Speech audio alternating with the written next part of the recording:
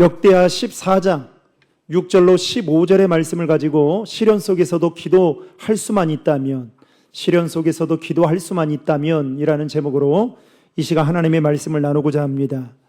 우리는 인생을 살아가면서 예상하지 못한 시련을 경험할 때가 있습니다.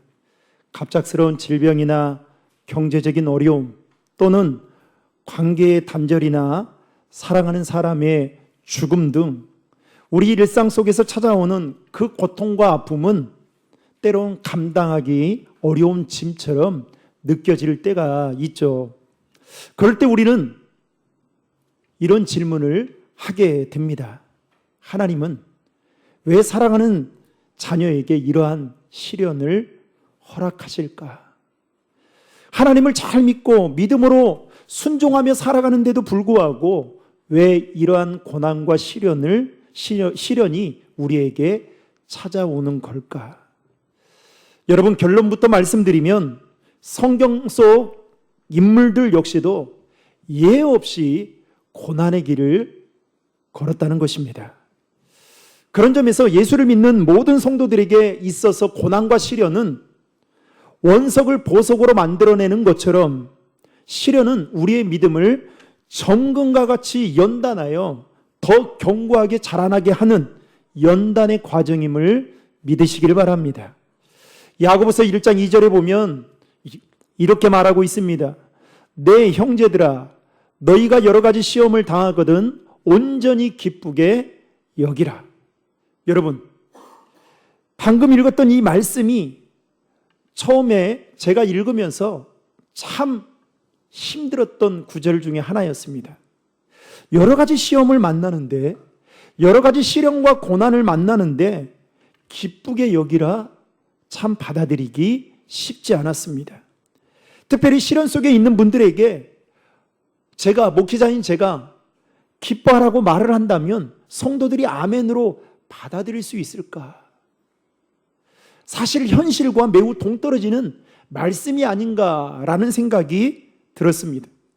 그러나 우리가 믿는 하나님이 사랑의 하나님이시고 심지어 우리의 머리털까지 다 세시고 더 나아가서 모든 고난과 시련 속에서 우리를 향한 하나님의 손길이 있다라는 것을 믿는다면, 여러분, 시련은 단지 우리의 삶을 어렵게 하는 것이 아니라 우리의 믿음을 연단하고 정금과 같이 빚어내시려는 하나님의 은혜의 손길이 임을 여러분 믿고 기뻐할 수 있기를 바랍니다. 그래서 여러분, 하나님이 사랑의 하나님이시고 그 사랑의 하나님이 우리의 삶에 직접 간섭하셔서 여러분 우리의 삶을 인도하신다는 걸 믿으면 때로는 시련이 있어도 기뻐할 수 있다는 겁니다. 제가 언젠가 제가 가르쳤던 청년 중에 이제 결혼을 해서 아이가 셋 있는 기관사 이 청년이 있습니다. 이제 청년이 아니죠, 집사죠. 그런데 어느 날 제가 이제 수술을 할 때 제가 가르쳤던 청년들이 와가지고 수술하는 병원에 가는 현장에 데려다주고, 그리고 퇴원할 때 와가지고 다 이렇게 자기들이 해줬어요. 얼마나 감사한지요. 그런데 어느 날 제가 이와 관련된 설교를 보낸 적이 있습니다. 영상을. 그러면서 이야기를 하는데 목사님 많이 힘드시죠? 그렇죠, 힘들지. 그랬더니 뭐라고 하냐면, 목사님 그래도 기뻐해야 되고 감사해야 됩니다 라고 하길래 제가 눈을 크게 뜨고, 제가 눈이 얼마나 큽니까? 크게 뜨고 바라봤어요. 그랬더니 그 다음 말이 이 말이었습니다. 그거 목사님이 하신 말씀이에요. 그래서 제가 꼼짝없이 머리를 숙였는데요. 여러분, 기뻐할 일이 있을 때 기뻐하는 것은 누구나 다 할 수 있습니다. 감사해야 할 일이 있을 때 감사하는 것은 누구나 다 할 수 있죠. 그런데 시련과 고난이 있을 때에 기뻐하고 감사하는 일은 정말로 쉽지 않습니다. 결단하지 않으면 그렇게 하기가 매우 쉽지가 않습니다. 여러분, 우리가 믿는 기독교는 단지 평탄한 길만을 약속하는 종교가 아닙니다. 오히려 예수 그리스도를 따르기 때문에 당하는 고난과 핍박조차도 감사함으로 받아들였던 신앙의 역사 위에 세워진 믿음입니다. 사도 바울이 그랬고 베드로가 그랬고 요한이 그랬고 심지어 수많은 믿음의 선진들이 그러했습니다. 그들은 세상의 눈으로 보면 이해할 수 없는 고난과 시련 속에서도 믿음을 지키고 그로 인해 복음은 더 강하게 퍼져나갔습니다. 여러분, 요셉과 욥의 여러분 성경에 나오는 그들의 삶의 스토리를 보십시오. 이해가 됩니까? 하나님이 어느 날 꿈을 보여줬어요, 요셉에게. 근데 꿈대로 이루어집니까? 아니죠. 얼마나 힘들었을까요? 꿈이라도 안 꿨으면, 꿈이라도 안 보여줬으면. 욥이 잘못한 것도 없는데 여러분 하루 만에 진짜 오늘날로 말하면 그냥 알거지가 된 거예요. 그것만 된 것이 아니라 몸이 만신창이가 된 것입니다. 몸이라도 건강하면 그래도 조금 나을 텐데 정말 만사가 귀찮은 상황, 이해할 수 없는 그 고난과 시련 속에서도 여러분 중요한 것은 그들은 믿음을 다 지켜냈다는 것입니다. 핍박은 교회를 무너지게 하지 못하고 시련은 믿음을 꺾지 못합니다. 오히려 시련은 부흥의 불씨가 되고 고난은 성숙의 열매를 맺게 만듭니다. 오늘 말씀은 하나님께서 시련 가운데 역사하시는 하나님의 뜻과 목적, 그리고 그 시련을 통해 우리를 어떻게 다듬어 가시는지를 함께 살펴보므로 우리의 삶에 한번 적용해 보았으면 합니다. 오늘 본문은 남유다의 세 번째 왕인 아사 왕에 대한 이야기입니다. 아사 왕은 그의 조상들이 행했던 악한 길을 따르지 않고 하나님의 뜻을 따라 개혁을 이끌었던 위대한 믿음의 사람이었습니다. 여러분, 이스라엘 백성들은 본래 우리가 사무엘상을 수요 기도회 때마다 계속 살펴보고 있는데 이스라엘 백성들은 본래 하나님을 왕으로 모셨던 자들이었습니다. 그런데 어느 날부터 인간왕을 요구하면서 사울왕, 다윗왕, 솔로몬 왕으로 이어지는 왕정 시대가 열게 됩니다. 그리고 솔로몬이 죽게 되고 그의 아들 르호보암이 왕이 되면서 이스라엘은 두 갈래로 갈라지게 되죠. 북이스라엘과 남유다로 나누어지게 됩니다. 이렇게 나라가 분열된 후에 남유다는 유다 지파와 베냐민 지파로 구성이 되고 그 왕위를 계승한 세 번째 왕이 누구였느냐? 오늘 우리가 함께 살펴볼 아사 왕입니다. 그의 할아버지는 르호보암이고 그의 아버지는 아비야입니다. 그들은 하나님 앞에서 악을 행했던 자들이었습니다. 그런데 놀랍게도 아사 왕은 영적인 돌연변이와 같이 그 할아버지와 그의 아버지가 걸어갔던 악한 길을 따르지 않았다는 것입니다. 여러분, 열왕기상 15장 11절의 말씀을 다 함께 읽겠습니다. 여호와 보시기에 정직하게 행하여. 아사 왕은 하나님의 뜻을 따라 우상을 제거하고 백성들을 말씀 앞으로 이끄는 대대적인 신앙개혁을 단행합니다. 심지어 자신의 어머니 마하가가 만든 그 우상을 만들었다는 그 이유만으로 폐후의 자리에서 물러나게 하고 그리고 그 우상을 불태워버리기까지 합니다. 더욱이 아사왕은 나라의 안정을 위해 군대를 재정비하고 성읍을 견고히 해서 외적인 위협으로부터 나라를 지키는 일에 소홀히 하지 않았습니다. 이렇게 신앙과 체제를 잘 정비하고 평화를 누리고 있던 그때에 오늘 본문에 보면 예상치 못한 시련이 찾아오게 됩니다. 그 시련은 바로 남쪽의 구스왕 세라가 이끄는 100만 대군과 병거 300대를 이끌고 남유다를 침공하기 위해 찾아왔다는 것입니다. 오늘 본문 8절에 따르면 아사왕의 군사령은 창을 든 자가 30만 명, 그리고 방패와 활을 든 자가 28만 명, 총 도합 58만 명의 대군을 이루고 있었습니다. 그러나 구스왕이 이끌고 있는 대군은 100만 대군에 그리고 병거 300대까지 무장해서 지금 남유다를 침공하러 오고 있는 것입니다. 여러분, 숫자 보면 숫자와 무기만 보면 상대적으로 정말 이길 수 없는 절망적인 상황이었습니다. 아마도 이때 아사왕은 이런 생각을 했을 거예요. 자신이 재정비하면서 모았던 58만의 군사가 별거 아니구나. 허무하게 느껴졌을 것입니다. 여러분, 우리는 이 장면에서 한 가지 중요한 질문을 던지게 됩니다. 성도에게 있어서 시련은 언제 찾아오는 것일까요? 성경은 시련이 우리가 항상 안전하다고 생각되어질 때, 이제 무언가 됐다라고 생각할 때, 혹은 내 힘으로 무엇이든지 할 수 있다라는 영적인 자만심에 빠져 있을 때 시련은 찾아온다라고 성경은 말하고 있다는 것입니다. 더 나아가서 시련은 우리가 가장 열심히 하나님을 섬기고 믿음의 길을 충실히 걸어갈 때에도 찾아올 수 있다는 것을 말하고 있습니다. 여러분, 왜 그럴까요?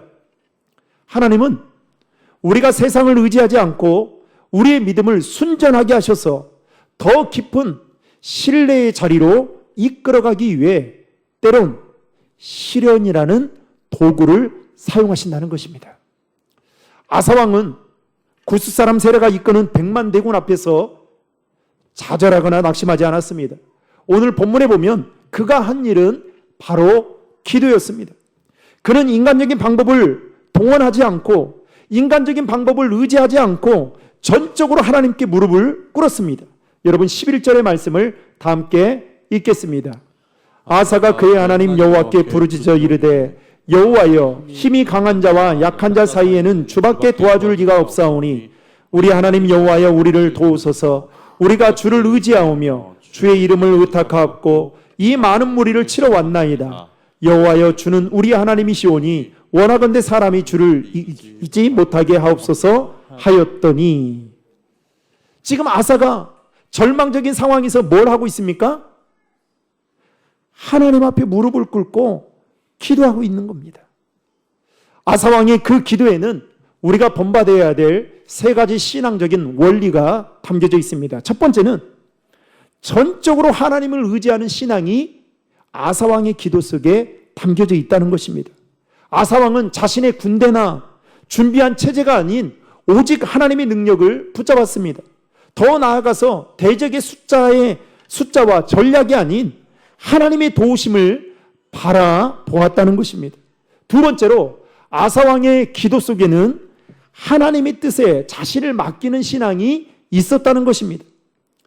하나님은 어떠한 외적인 조건이나 인간의 능력을 보고 배우시는 분이 아니라 여러분, 하나님의 뜻대로 행하는 자에게 여러분 은혜를 베푸시는 분이심을 믿으시길 바랍니다. 세 번째로 아사왕의 그 기도 속에는 주의 이름으로 나아가는 자는 반드시 승리하게 하신다라는 믿음이 있었다는 것입니다. 여러분, 우리도 마찬가지입니다. 우리 삶에 때로는 예상치 못한 고난과 시련이 찾아올 때에 많은 사람들은 예수를 믿어도 소용없어요. 내 능력으로, 내 힘으로 감당하려고 아둥바둥합니다. 그런데 여러분, 오늘 본문에 보면 아사왕은 어떻게 합니까?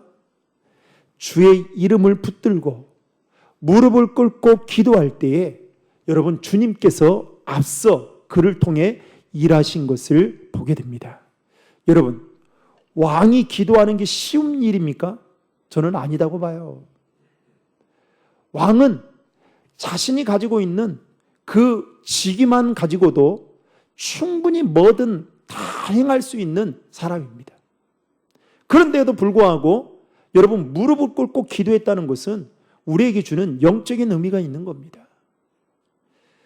그러면 아사왕이 왜 하나님 앞에 그 절망적인 상황 속에서 무릎을 꿇고 기도했던 걸까요? 진정한 보호하심과 승리는 누구에게 있다는 것을 알았을까요? 하나님께 있다라는 것을 아사왕은 알았다는 겁니다. 다시 말해서 자신이 이끄는 그 남유다가 평안할 수 있는 것은, 그리고 승리할 수 있는 것은 다른 무기에 있는 것이 아니라, 다른 것에 있는 것이 아니라 하나님께 있다라는 것을 알고 하나님 앞에 무릎 꿇고 기도했다라는 겁니다.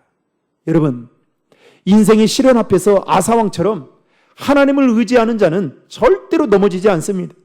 또한 하나님께 전적으로 모든 것을 맡기는 자는 무너지지 않습니다.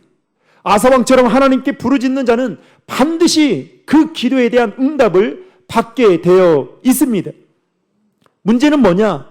하나님을 의지하지 않고 하나님께 모든 것을 맡기지 않고 하나님께 부르짖지 않는 것이, 짓지 않는 것이 문제인 것이죠.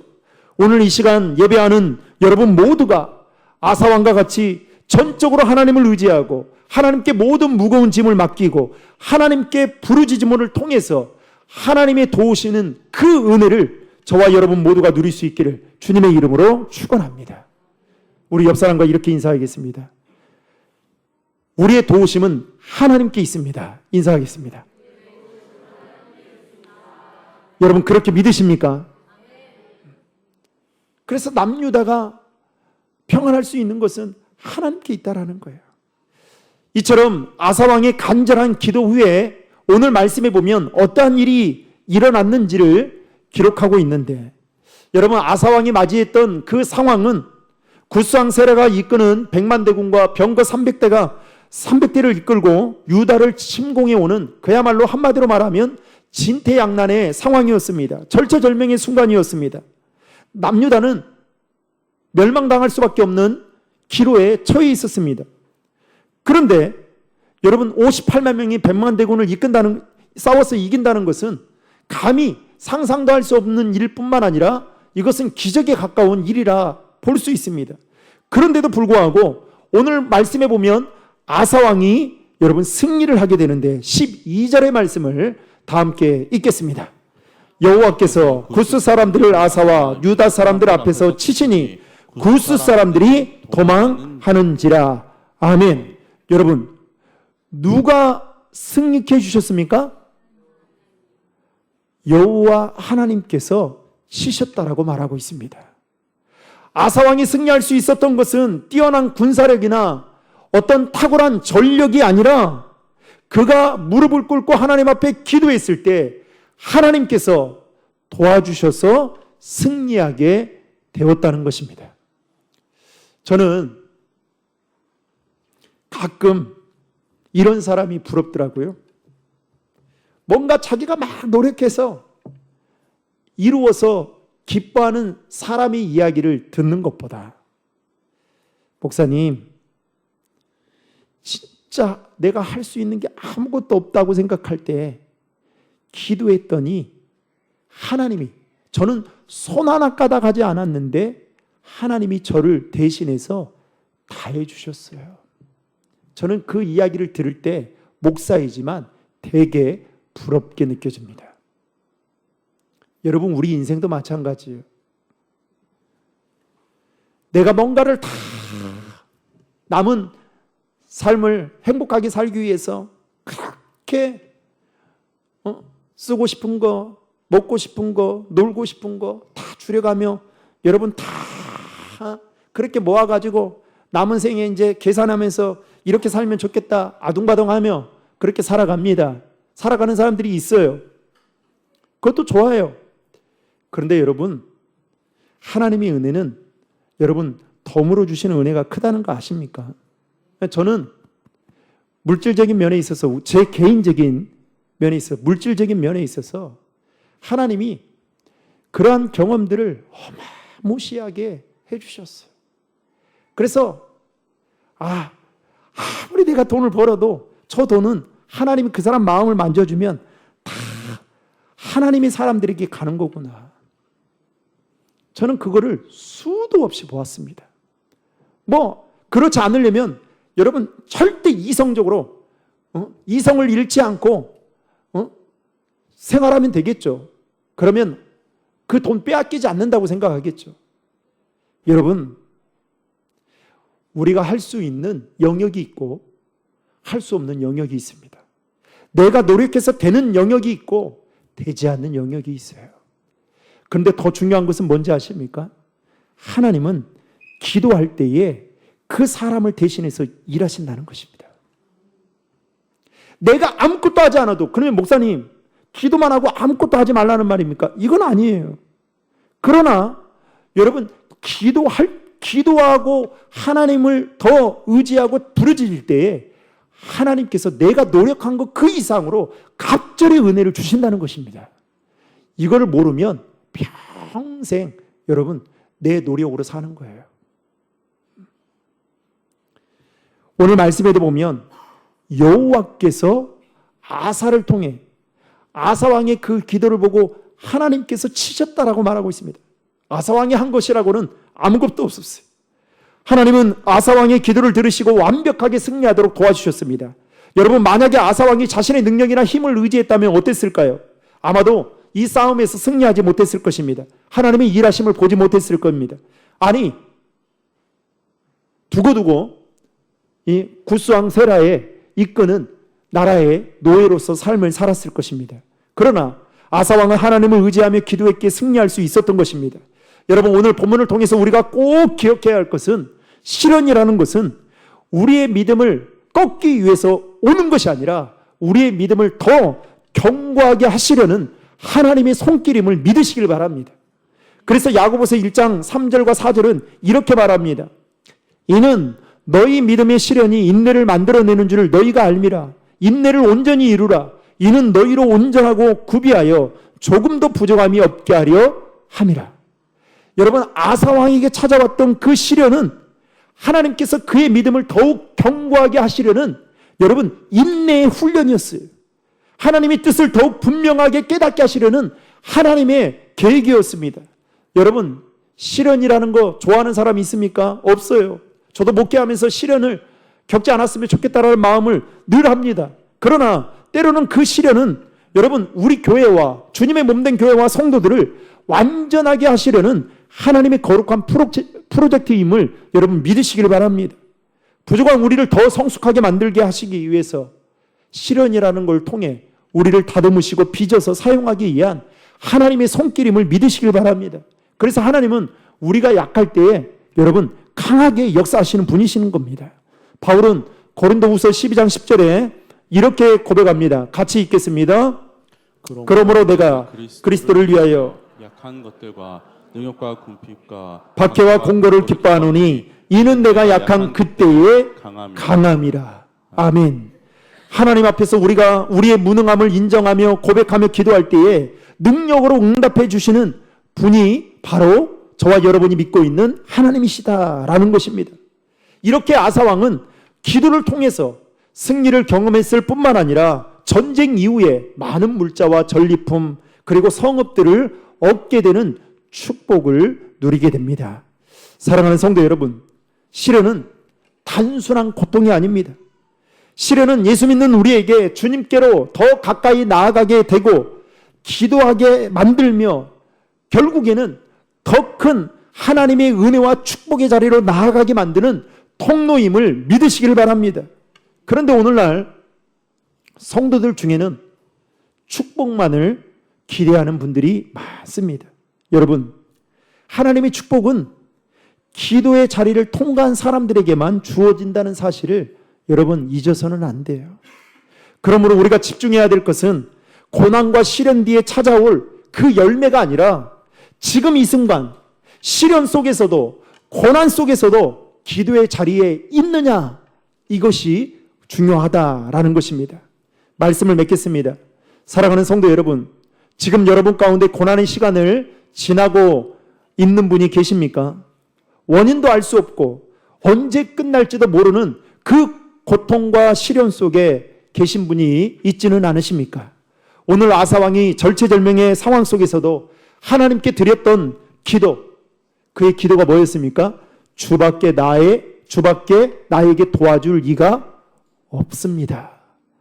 그 기도를 여러분 기억하시고 아사왕처럼 저와 여러분이 시련 속에서도 기도만 할 수 있다면 하나님께서 그 기도를 들으시고 우리의 연약한 손을 붙잡아 주셔서 승리할 수 있도록 우리를 대신해서 친히 일하시고 싸우시는 그 하나님의 손길을 기억하며 한 주간도 저와 여러분들의 삶의 자리에서 그 하나님을 의지하고 하나님께 기도함을 통하여 아사 왕이 누렸던 그 은혜와 복을 저와 여러분 모두가 누릴 수 있기를 주님의 이름으로 축원합니다.